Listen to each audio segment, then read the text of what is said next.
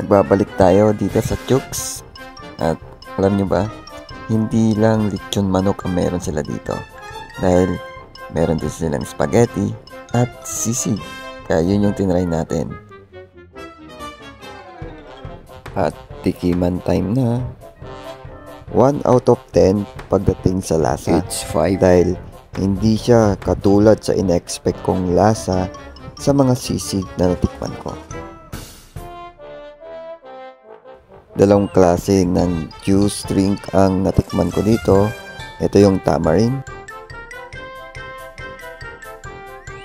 At ito naman ang calamansi juice drink. So 1 out of 10, masabi kong 5 kasi medyo maasim.